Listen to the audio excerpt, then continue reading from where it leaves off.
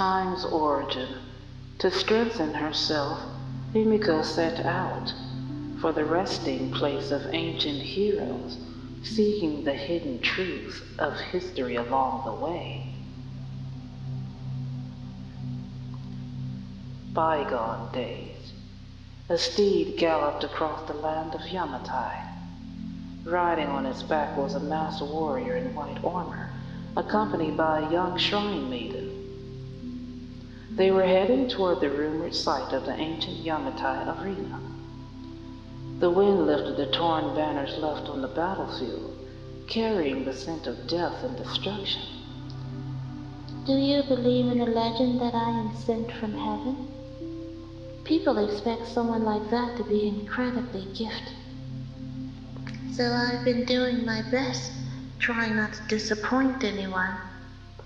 But I'm not sent from heaven. I'm just a descendant of the fallen Titan class. When I told you that before, you seemed surprised.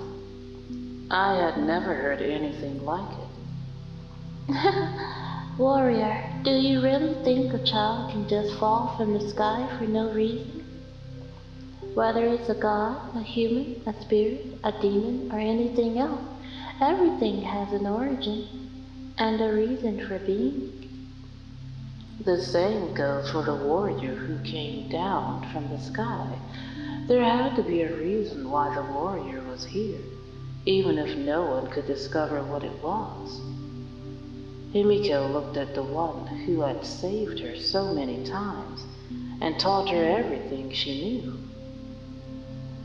She realized that since she had already made her choice, she had to fully trust it. Warrior, I've never had the chance to say this to anyone. I was brought to Yamatai by the men who had once served my brother. Himiko began telling Takashi Hime the story of her early life. The woman who first found me was afraid of me. I was taken in and raised by the shrine maidens of Yamatai Shrine. She saved me and cared for me until I was old enough to remember things. Everyone at the shrine treated me kindly. At first, they probably respected me because of the heaven-sent child legend. But later, I could tell they had stopped thinking about that. They treated me like their own, like a child, like a little sister. Those were such happy days. I can still remember the smiles on their faces. After the death of General Sunhunter, who once ruled Yamatai, war broke out across the land. Life at the shrine grew harder, and the smiles I remembered were slowly replaced by worry. Back then, it made me happy just to bring the smallest comfort to the shrine's priests and maidens. Then one day, my teacher arrived, the man who would later become the head priest. Over 10 years ago, at Yamatai Shrine, a traveling priest appeared outside. His hair and beard were white with age. He was well known across Yamatai, said to possess ancient and powerful spells. The old priest asked to see the girl people were calling the daughter of the sun. When he saw the young shrine maiden, he studied her closely. His eyes landed on the gemstone she wore. Doesn't look much like him. Esteemed priest, do you know who this child is? Are you here too? Take her away? The young Himiko hid behind the priests and shrine maidens, clutching tightly to one of their robes. Hearing the maiden's words, she looked up at the old priest with a hint of annoyance. Not going, not going. She pointed right at the old priest. You go away. The old priest paused for a moment, then calmly waved his hand, showing that he had no intention of taking her. She is wearing a divine artifact, one that hasn't awakened yet. This child really is heaven sent, born with the god's power. During my travels, I heard a god speak to me. They told me to come here to protect and teach her. She is the daughter of the sun. She should receive the best guidance. You say a god sent you. May I ask which god? It's a god created by the Creator. I cannot speak his name without permission. The priests and maidens discussed it, but still felt uneasy about leaving her to a stranger. There is no need to force anything. If I was sent by the gods, then the gods will make things clear in due time. And so, the old priest stayed at the shrine for the time being. Over time, the others were impressed by his knowledge and the power of his spells. Then one day, the seas of war fell from the arena, shattering the peace at the shrine.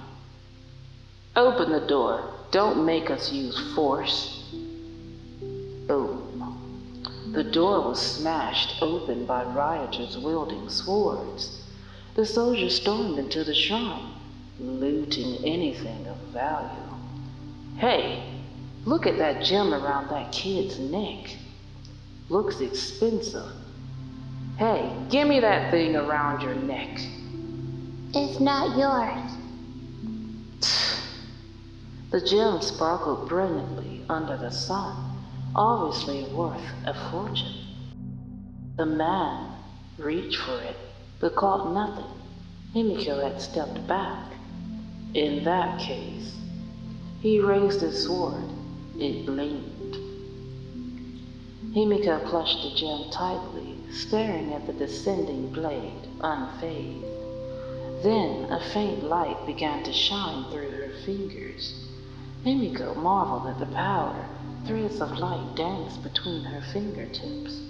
Suddenly, she found herself standing in a web of overlapping paths, tracks of time stretching in every direction. Countless timelines wove past and future into a tapestry of dawn and dusk, with the gem in her hand as the spindle. Above her palm, the chrono jade had transformed into a spinning wheel. Only one thread remained, pulled tight between the spokes. Curious, she reached out and gently touched it with her fingertip. Back in the shrine, the others only saw Himiko's eyes lose focus. For a moment, the soldier's blade paused mid-air. In that brief silver of eternity, only Himiko saw it, the thread on the wheel unraveling, creating a fleeting gap. But the gap vanished in an instant. The sword came down again. As the man coughed, a glowing mark lit up on his hand. When the light faded, a line of blood appeared across his neck. The rogue soldier collapsed. It had lasted only a moment, but she had bent time. The old priest watched the child with deep satisfaction. This girl truly had the power he had hoped for. In that single instant, through Himiko's hand, the soldier's timeline had been disrupted. This spell can help you cut down your enemies. Do you want to learn it? If you master this power, you'll be able to protect the people you care about, just like I did today. Himiko stepped out from the crowd. I want to learn. The old priest smiled with approval and gently touched her forehead. I'll stay here and teach this child. In time, she'll walk the path the gods chose for her and become the supreme ruler of Yamatai. This child, never mind. As Himiko continued her story, she and Takahashi Hime drew closer to the entrance of the arena, the ruins known as the Twilight Corridor. As night approached, they slowed their horses to admire the twilight of Yamatai. The flow of day and night here was unlike the outside world. At the center of the sky hung the ancient Yamatai arena, unchanging and eternal. It was both sun and moon joined as one. Above it, a massive dial hovered. Its pointer was a giant weapon. When it moved, the sky's light shifted with it. The huge blade hung in the heavens.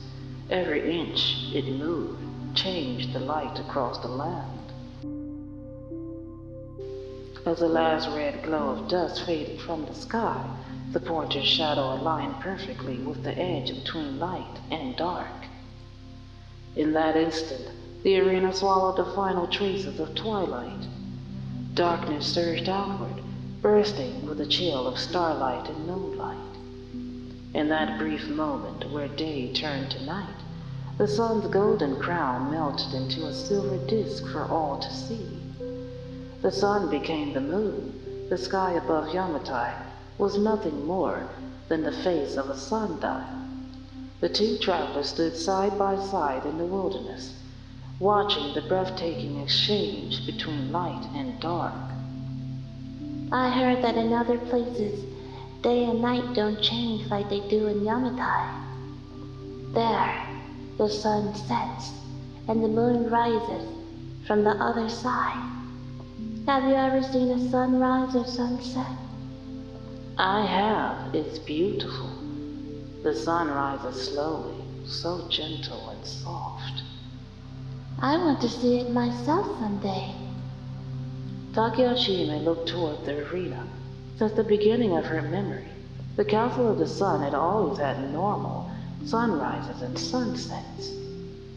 As Shiotoman once said, a god named Okininushi was sealed in the arena. But in the future, it never became a threat to the Council of the Sun. He said that something unexpected must have happened. If not, Himiko might have shared the shadow of that god with him. It must have been something Himiko did, something in the future, when she built the Council of the Sun. That's why the arena disappeared from the sky. But Okoninushi still remained sealed inside. Something unexpected. What did he mean by that? Himiko, standing beside her and gazing at the moon, seemed to have misheard. Something unexpected? You mean like a surprise? For me, the biggest surprise was meeting you. Otherwise, I would have been alone, either back at the shrine under my teacher's protection, or I would have died in the war, unable to escape the fighting. It was you who protected me, who gave me the chance to walk this land freely. Takayashime suddenly gripped her moonlight glaive tightly. Who goes there? A pale young man stepped out from the tall grass. His face was stern, and he was leading a few others. It looked like they were planning an ambush. Takayashime raised her blade and faced him. Who are you?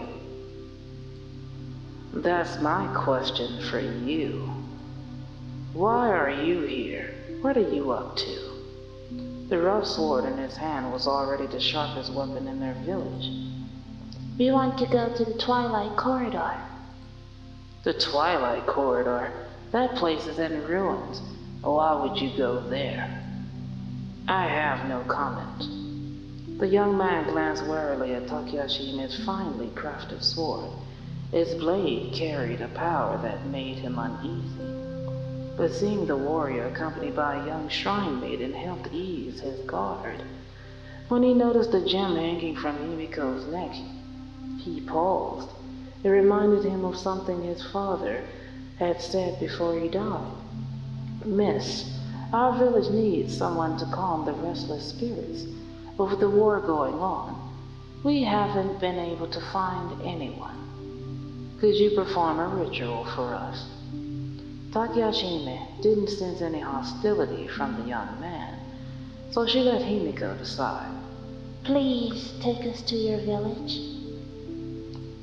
It was a village near the Twilight Corridor. The mood in this village was different from the others where they had rested before. This place felt lifeless. As they entered the village, the thin, tired villagers looked at them with blank stares. After noticing Himiko's shrine maiden attire and Takashi Hime's armor and weapons, the villagers quickly looked away. Sorry, we came here to escape the war. But misfortune still found us. People in the village ended up fighting each other instead. The ones who died, are they the victims of those fights? Yes, they died in the conflict. Now, at last, people are willing to sit down and talk about holding a memorial. But you should be careful. There's not enough food in the village, and now, you're the shrine maiden from Yamatai Shrine, right? I heard you grew up under the head priest's care. Why are you here? You know who I am. I can't say why I've come. Please don't tell the head priest. The young man looked surprised but didn't ask any more questions. That night, Takashi stayed up, keeping watch outside the house where they were staying. The young man was the village chief. He helped them prepare a memorial ceremony to lay the dead to rest. He asked Himiko to guide the souls of the wrongly deceased to where they belonged. The ceremony was simple. Flames consumed the bodies of the dead. Amid the blazing fire, the village chief's face was calm. When the two left, he gave them the rest of the food from his own home. Why did you choose cremation? Miss, I think you already know. You're afraid starving people might commit terrible crimes. You give me too much credit. He covered his face, unable to look Himiko in the eyes. I'm just afraid it could cause a plague. When people can't even feed themselves, how can I expect them to care about right and wrong? Even I. His quiet sobs were carried away by the wind. Himiko and Takashi Hime stood at a distance, watching the flames rise from the village. Ordinary people couldn't see it, so they didn't know why the fighting started, why conflict still found them even after fleeing to such a barren place. But Himiko and Takashi Hime could see it clearly. In the heart of the village was a seed of war from the heavens. It had just bloomed once. Its petals had already fallen. Now it was waiting to bloom again. When it bloomed again, it would take more lives from the village. Young Himiko carefully tried to use the chrono jade to suppress the seed of war, hoping to stop its growth. The power inside the sunstone stirred uneasily, as if it resonated with the energy of the seed of war. As Himiko struggled to wield the power of sunlight, the seed of war tried to crawl up her arm, aiming for her heart and the glowing sunstone. Takashi reached out quickly. The power of moonlight formed a beam of light in front of Himiko's chest. Himiko pulled her hand back. We've tried before. Even if we take one seed by force, more would just fall in its place. But this seed of war was far more powerful than any we'd encountered before. Is it because we're closer to the Twilight Corridor? Master said that if I could complete the sunstone using the flames of war, I could fully awaken the chrono jade. Let the seeds of war burn across Yamatai, and the chrono jade would grow stronger. With the chrono jade, I could open the arena and claim the power my brother left behind, power that's strong enough to strike down the gods. But I don't know how to complete the chrono jade. But if completing it means spreading war and suffering, then it can't be the right way.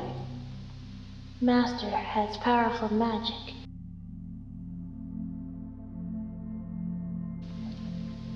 Eventually, the whole shrine followed his lead, and to be fair, he did bring stability and strength.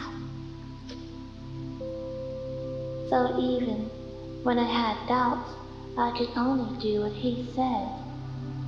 Master claimed to be following divine orders, but he always focused on teaching me how to gain power to avenge the Taida clan.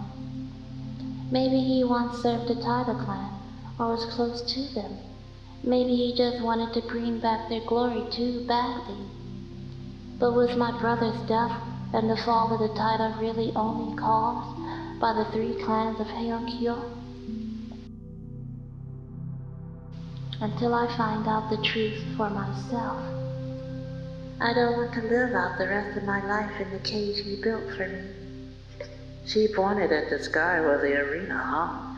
Her eyes were filled with a fire that was nothing like the flames of war. I came to the Twilight Corridor to learn the truth about the Chrono Jade and figure out how to complete it, and to find out what really happened to my brother and the Taida clan. I don't want a false crown. The Queen of Yamatai shouldn't be someone carried to the throne by others. The girl finally shed her obedient facade and showed Takashi Hime a piece of her real heart. That was enough for Takashi Hime to know that this truly was Lady Himiko. She was kind and generous, always thinking of her people and her land. She was also stubborn and proud, holding firmly to her choices. It was that same stubbornness that made her a queen and bound her to 800 years of karma. Takashi Hime began to realize that Everlight, the one said to have once protected Lady Himiko, might never come. Maybe I'm overthinking it.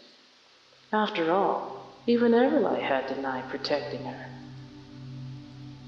They rested under the open sky for the night. The next day they finally arrived at the fabled Twilight Corridor.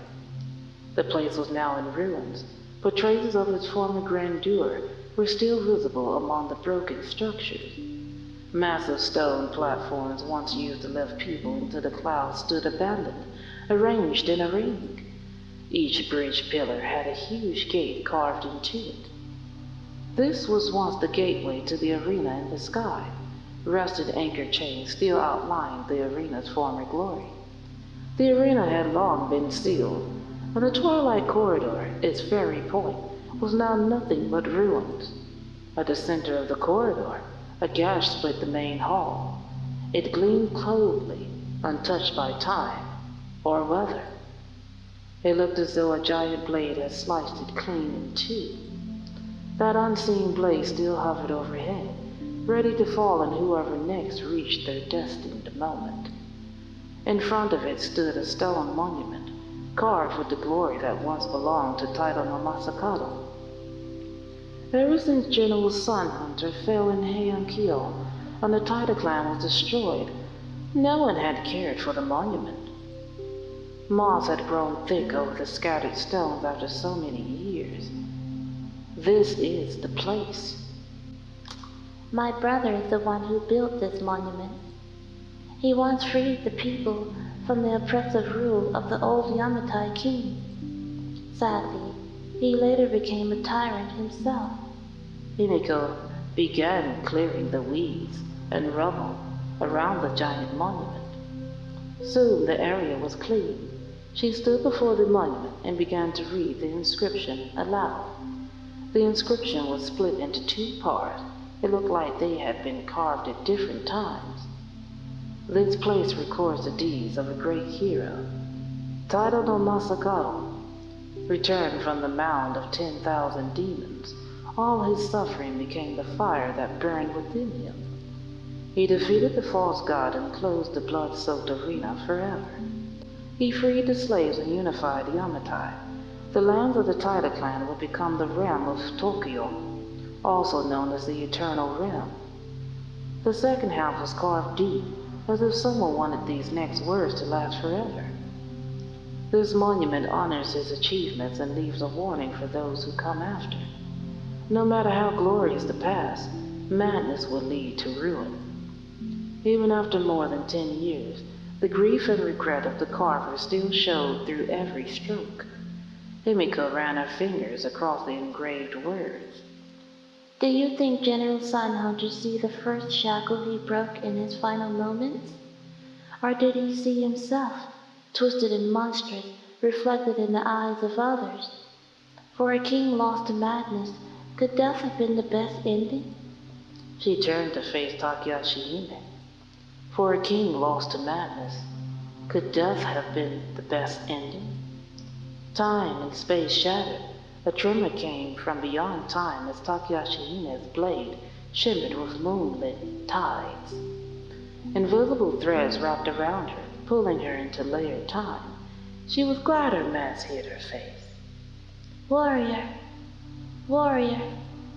I'm fine. Lady Himiko, the Twilight Corridor has been destroyed. The ancient Yamatai arena was sealed by General Sunhunter. How do we get inside? Himiko recalled. Master wanted me to complete the Chrono Jade to reopen the arena, so he sometimes let slip hints about it. Warrior, I can sense the power of moonlight in you. I don't know where it comes from, but could you lend me your power? Only with the Chrono Jade can we summon the final platform to the arena. Himiko took out the Chrono Jade. The sunstone awoke, golden light tracing the lines etched on its surface.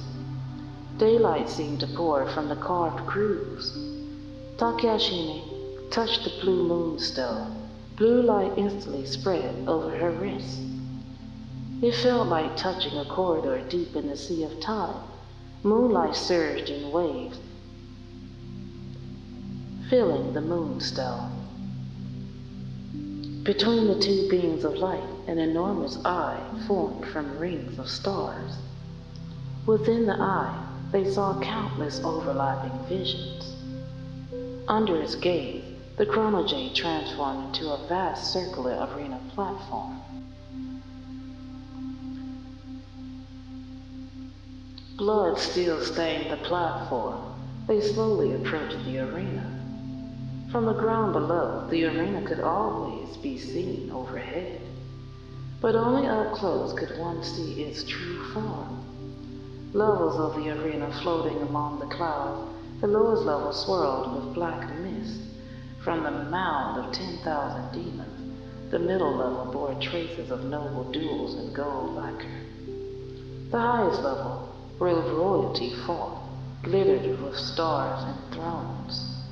It resembled a great wheel of time. Echoes of old duels could still be heard. Slaves' blood once traced galaxies in the sky, and even crowned kings were offered as sacrifices to the false god. In ancient Yamatai, people of a certain age were forced to enter the Twilight Corridor and be sent to the Sky Arena. They had to fight for their lives to win rewards and wagers. This was also where General Sunhunter first rose to glory. At the arena's entrance stood an inscription marking the ruins of the ancient Yamatai arena. The weathered inscription came alive, forming shadowy chains that coiled beside them, as if ready to fasten slave shackles at any moment. From here, you enter the land of war. They had reached the slave level, the shackles trial. Beneath it lay the mound of 10,000 demons, the most terrifying dueling ground where countless spirits fought. It wasn't a battlefield, it was an execution ground. As Takayashi stepped forward, her greaves sank into the ground. Bleachers of ghostly fire rose behind rusted bars. Countless handprints appeared on the ground, and suddenly cheers erupted around them. Go! Kill! Kill! Open the gates! Open the gates! Victory! Victory! Victory! Every grain of dust here carried the echoes and shadows of Yamatai's age of duels. Amid the crowd's roaring cheers, the creak of iron gates rang out. Warriors warriors, swept in by spectral force, unsheathed their blades. Each duel had only one winner. The defeated would remain forever its pale remains. These are visions of the past, conjured by residual power within the arena. You must defeat these lingering phantoms to ascend to the next level. Perhaps only at the highest floor can one witness the truth of ancient Yamatai. She hesitated. Should she press on or turn back from this perilous place? The chrono jade at her chest flickered, as if fate itself was stirring within the arena. This wasn't just a tremor. It was a timeless echo from the far end of space and time. Himiko sensed she wasn't holding the chrono jade itself, but a collapsed shard of time. By turning the spindle, she could cast its shadow across the ages. Training here will help me master the chrono jade's power. Even if we find a way to stop the seas of war, we must still defeat all the current lords. This is also the perfect place to sharpen my sorcery. Though, if I had known, I wouldn't have dragged you into such danger. Maybe we should just leave. The phantoms here never ceased. They changed endlessly. If you want to test yourself here, follow your heart. You are resolute. You don't need to change for my sake. Then, will you leave? Of course I'll stay with you. Himiko's eyes lit up. Holding the chrono jade tightly, she stepped into the lowest level of the arena. The spectators of old began to awaken. They cheered. Bring it on. Step into this land of war. The victor takes the food, gold, and crown laid on the platter. The defeated bows their head, awaiting the fall of the blade. This is the god's gambling den. Now a new duelist arrived, bringing a show both cruel and thrilling. Jade turned to night and back again. He knew how long it had been. They climbed one level at a time. The chrono jade glowed in Himiko's hand. The wheel of time spun at her touch. Countless threads fell from the spindle, forming the shape of a sun. Himiko gently plucked a few. With each touch, ghostly cries and roars echoed from the far side of the arena. Light rippled through the threads. The duelists summoned from the past began to fall apart. Their armor crumbled like sand. Their weapons broke into shards. Even their roars faded into silence with the spindles turned. Lady Himiko, your power is growing stronger. Maybe now I truly can do what my master spoke of. Use the chrono jade to stir the flames of war. Now I can use the chrono jade's power without relying on the fires of conquest. But there is still one final barrier between me and the jade. Yet, with all the illusions here broken, it's hard to make further progress. This is the noble's trial. Next is the Lone Crown's trial, where the ancient Yamatai king once fought. As they stepped into the Lone Crown's trial, the atmosphere changed completely. The air was heavy. Floating specks of light wove an arena beneath the sky. Unlike the brutal chaos of the lower levels, the battles here seemed elegant.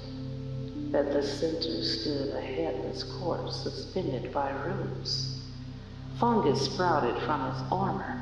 The severed neck gave off the scent of Fusnomitama. Himiko's heart clenched, but she sighed in relief upon seeing the royal attire.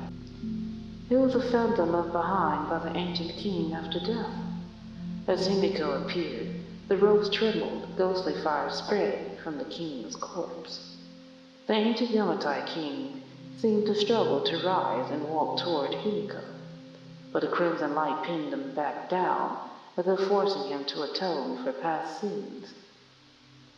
That sins is the same blood as that man. It's him.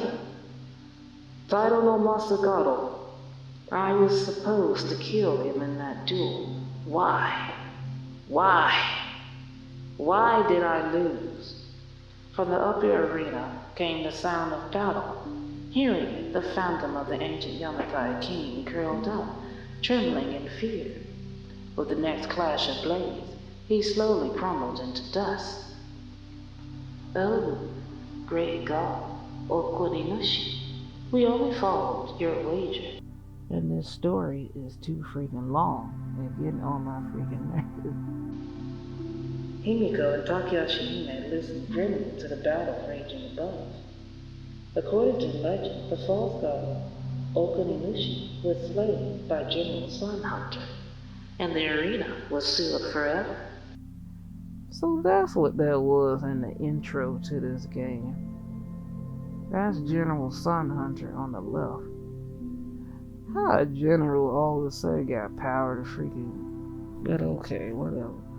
But the sounds coming from the highest level, the endless duel, didn't sound like those from the illusions below. They were real combat. The great gate groaned, its sound splitting time and space as it slowly opened. Two towering figures stood locked in combat. No, to call them gods would not be an exaggeration. One had long white hair, a deep gash across his neck, a swallowtail butterfly buried upon the wound, feeding on the blood. He held a spear bright as the sun, clashing with a god cloaked in pure darkness. The god's form was utter darkness, swallowing everything. His eyes were hollow, his pupils gone. His shoulders bore the divine head and body he had torn from himself. In his 6 hands, he held the 6 laws of time.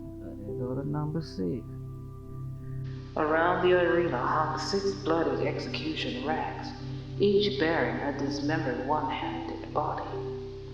Golden butterflies covered each severed wound. At the highest rack hung the general's head. What's that? The god of darkness looked over with his hollow eyes. It was the twilight that came every 6th day. The final moment of the duel had arrived.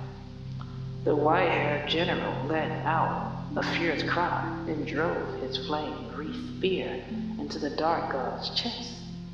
Shadowy tendrils burst from the god's chest, turning into endless calamity. The spear's flames scorched the shadows, but the calamity wasn't fully destroyed. Fragments remained where the flames were weakest, near the handless torso. The fragments melted into the dusk, about to spill across the sky. So this was the curse born from the divine blood. This was the seed of war. The false god, Okuninushi, had not truly died. With a sharp crack, the god's body collapsed into a single point, then rapidly expanded and recovered. After a cycle of 6-day karma, another cycle began. Thousands of butterflies swarmed in, closing the gate before Himiko and Takayashi Hime once more. The arena spun wildly. Just before the gate shut, the spear-wielding general seemed to glance at Himiko from afar. The clash of gods thundered through the skies. All of Yamatai trembled. Across the land of Yamatai, those hiding deep in the mountains paused their work, while soldiers on the front lines froze in panic. Countless people looked up, witnessing 2 colossal phantoms appear briefly through the torn clouds. That quick glance made their eyes ache unbearably, and they had to look away. When Himiko and Takayashi came to, they were back in the ruined twilight corridor. The arena platform had been shattered.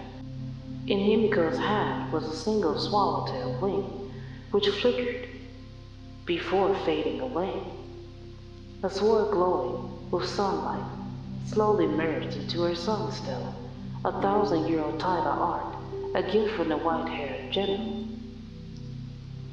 Far away, within the Yamatai shrine, the head priest, listening to a report on the search for Himiko, suddenly looked up in shock. Someone disturbed the seal. Was it Himiko? Had she completed the chrono jade?